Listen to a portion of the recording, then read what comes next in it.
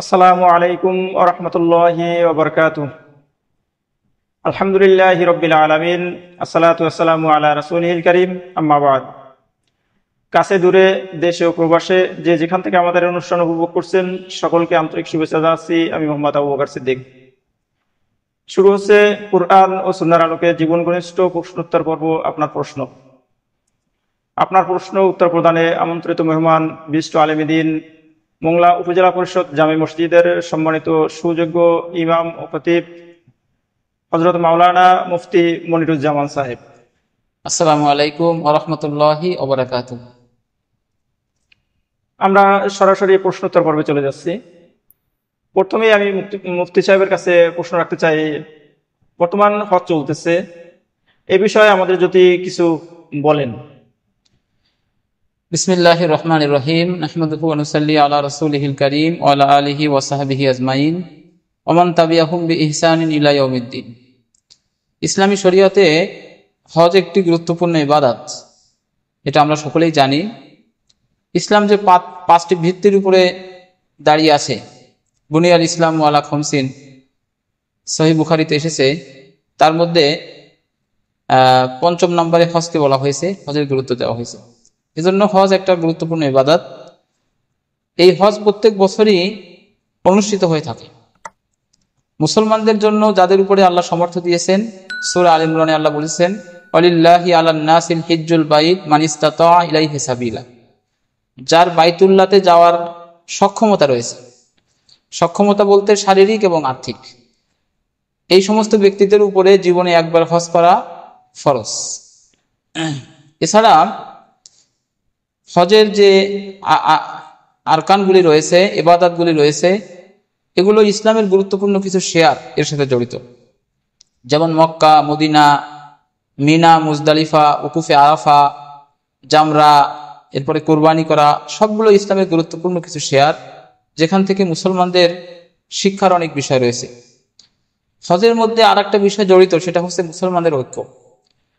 সারা পৃথিবীর দূর দূরান্ত থেকে মুসলমানেরা হজ করার জন্য প্রত্যেক বছর ছুটে যায়। আমরা জানি বিভিন্ন দেশের মানুষই কিন্তু হজ করতে যায়, ঠিক কিনা? মিশরের লোক যায়, সৌদি আরবের লোক যায়, আমেরিকার লোক যায়, বাংলাদেশ থেকে যায়, ফিলিপাইন থেকে যায়, মরক্কো থেকে যায়, বিশ্বের বিভিন্ন এলাকা থেকে কিন্তু হজ করার জন্য মানুষ যায়।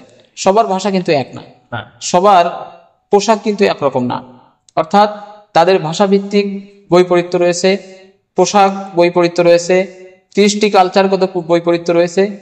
কিন্তু আমরা দেখতে পাই হজের ইহরাম বাঁধার পরে সবার কিন্তু পোশাক এক হয়ে যায়, ইহরামের কাপড়, সবার ভাষা কিন্তু এক হয়ে যায়, লাব্বাইক আল্লাহুম্মা লাব্বাইক লা শারীকা লাকা লাব্বাইক।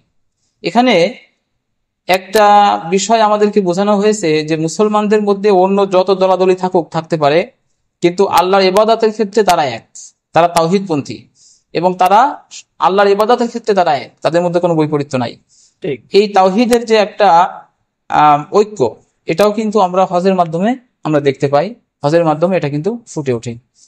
তো আজকে আমাদের দেশে 8ই জিলহজ, আর সৌদি আরবে আজকে 9 জিলহজ। সেখানে আজকে হাজী সাহেবরা আরাফাতে অবস্থান করছেন। সেখানে আরাফাতের ময়দানে তাদের অবস্থান করা, এরপরে সেখানে খুতবা শোনা, অনেকগুলো গুরুত্বপূর্ণ আমল তাদের রয়েছে। আগামীকাল কোরবানি, মিনায় গিয়ে তারা কোরবানি করবেন, অনেকগুলো গুরুত্বপূর্ণ আমল তাদের সেখানে রয়েছে। আর হজ ফরজ হওয়ার ক্ষেত্রে আমি প্রথমেই বলেছি যে যার সামর্থ্য আছে, সামর্থ্য বলতে এখানে নির্দিষ্ট কোনো নেশাব নাই। সৌদি আরব বা মক্কা শরীফ যাওয়া, সেখান থেকে ফিরে আসা, এবং এই সময়ের মধ্যে পরিবারের ভরণ পোষণের ব্যবস্থা রেখে যাওয়া। বর্তমান বিভিন্ন প্যাকেজ আছে, 6.5 লাখ টাকা, 7 লাখ টাকা, বা আনুষঙ্গিক 7.5-8 লাখ টাকা হলে বর্তমানে একজন ব্যক্তি হজ করে আসতে পারে। তো এটা হচ্ছে হজের বিষয়। আর হজের মধ্যে সবচেয়ে আরেকটা যে বিষয়, সেটি হচ্ছে যে এটা আমাদের একটা আকাঙ্ক্ষা থাকা দরকার, প্রত্যেকের এটা একটা আকাঙ্ক্ষা থাকা দরকার যে ইসলামের উৎপত্তি যে জায়গাটা মক্কা মদিনা, এবং যেই জায়গায় রাসূল সাল্লাল্লাহু আলাইহি ওয়াসাল্লামের বিচরণ হয়েছে, সেই জায়গাগুলি নিজ চোখে একবার দেখতে পারা। এবং সেখানে বিভিন্ন জায়গা আছে যেখানে আল্লাহ দোয়া কবুল করে থাকেন, সেই দোয়া কবুলের জায়গাগুলি। এছাড়াও হাদিসে বলা হয়েছে হজ্জে মাবরুর যারা আদায় করবে, যাদের হজ কবুল হয়ে যাবে, আল্লাহ রাব্বুল আলামিন তাদের নিষ্পাপ করে দেবেন। এমনকি আল্লাহ রাব্বুল আলামিন সদ্য প্রসূত সন্তানের মতো তাদের সকল গুনাহগুলিকে মাফ করে দেবেন। সুবহানাল্লাহ। আশা করি এই বিষয়ে উত্তরটা পেয়েছেন। হ্যাঁ, অনেক অনেক ধন্যবাদ সুন্দর করে বুঝিয়ে বলার জন্য। আমি ফাঁকি আরেকটা প্রশ্ন রাখতে চাইছিলাম, যে আমরা যাদের আর্থিকভাবে দুর্বল আছি, অর্থ কম, আমরা হজ করতে যেতে পারি না, আমরা কি এ ধরনের কোনো ফজিলাত পেতে পারি দেশের থেকে? আসলে হজের ফজিলত একটা বিষয়, আর ফরজিয়াত আদায় আর একটা বিষয়। যে ব্যক্তির জীবনে সক্ষমতা আছে তাকে হজ করতে হবে, বিকল্প নাই। যার সক্ষমতা নাই তাকে তো আল্লাহ রাব্বুল আলামিন এই ব্যাপারে জিজ্ঞাসা করবেন না, কারণ তার তো এখানে সক্ষমতা নাই। লা ইউকাল্লিফুল্লাহু নাফসান ইল্লা উসআহা, আল্লাহ কাউকে সাধ্যের অতিরিক্ত দায়িত্বের বোঝা চাপিয়ে দেন না। যার উপর যাকাত দেওয়া ফরজ হয় নাই তাকে যাকাত সম্পর্কে প্রশ্ন করা হবে না, যার উপরে হজ ফরজ হয় নাই তাকে হজ সম্পর্কিত প্রশ্ন করা হবে না। তবে আপনি ফজিলতের কথা জানতে চেয়েছেন, ফজিলত বিষয়ে কিছু হাদিস আছে, যেমন পিতামাতার দিকে নেক নজরে তাকালে, যদিও হাদিসটা বর্ণনাটা একটু দুর্বল, কিন্তু এটা একটা হাদিস, দুর্বল হলেও এটা হাদিস এসেছে যে পিতামাতার দিকে নেক নজরে যদি কোনো সন্তান তাকায়, তাহলে একবার তাকালে একটা কবুল হজের সওয়াব তাকে আল্লাহ দান করেন। সাহাবী প্রশ্ন করেছেন, ইয়া রাসূলুল্লাহ, যদি আমি দৈনিক 100 বার তাকাই? আল্লাহ নবী বলেছেন, হ্যাঁ, 100 বার তাকালে তুমি 100টি কবুল হজের সওয়াব পেতে পারো। সলাতুদ দুহার নামাজ সম্পর্কে বলা হয়েছে যে সলাতুদ দুহার নামাজ যারা আদায় করে, চারটের নামাজ, তাদেরকে একটা কবুল হজ, একটা কবুল উমরার সওয়াব দান করা হবে, এরকম বলা হয়েছে। বিভিন্ন ফজিলতের কথা বলা হয়েছে, কিন্তু আসলে ফজিলত পাওয়া যাবে, কিন্তু ফরজিয়াতটা আদায় হবে না। ফরজিয়াত আদায় করতে হলে তার উপর হজ ফরজ হতে হবে। আশা করি উত্তরটা পেয়েছে। হ্যাঁ, অনেক অনেক ধন্যবাদ খুব সুন্দর করে বুঝিয়ে বলার জন্য। পরবর্তী প্রশ্ন, কোরবানির পশুর বয়স কত হওয়া উচিত? আমরা প্রথমে জানতে চাই যে কয় ধরনের পশু দিয়ে কোরবানি করা যায়। কোরবানির জন্য 6 ধরনের পশু স্বীকৃত: উট, গরু, মহিষ, এরপরে ছাগল, ভেড়া, দুম্বা।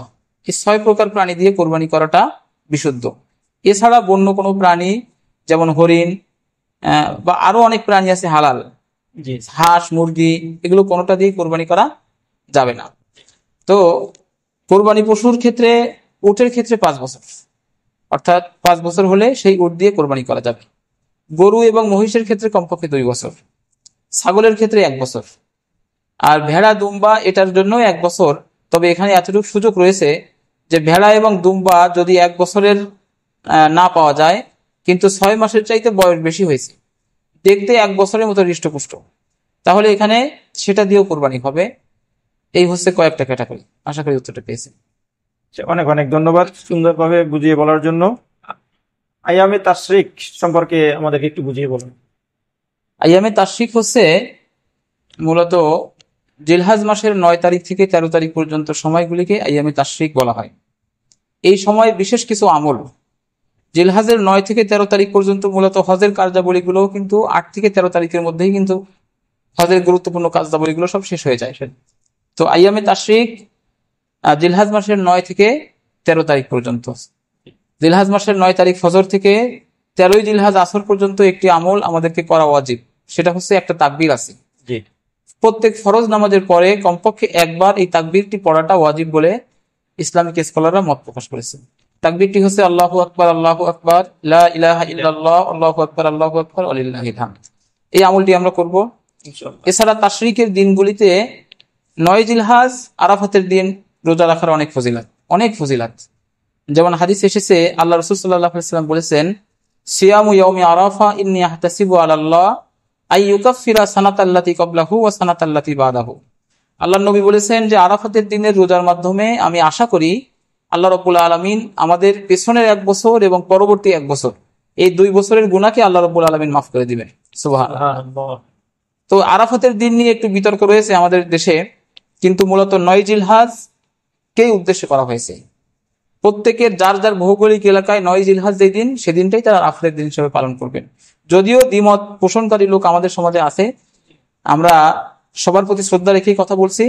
এখানে আমরা বিতর্ক সৃষ্টি না করে, যদি আপনার কাছে সন্দেহ হয়, আপনি 8, 9, 2 দিন রোজা রাখেন, কারণ পুরো 9 দিন রোজা রাখাটাই সুন্নাহ। রাসূল সাল্লাল্লাহু আলাইহি ওয়াসাল্লাম একদম জিলহাজ মাসের চাঁদ উঠলে রোজা রাখতেন, আর কোরবানি করে রোজা ভঙ্গ করতেন। তার মানে টানা 9 দিন নবীদের রোজা রাখতেন। সুতরাং এখানে বিতর্ক করার কি দরকার আছে?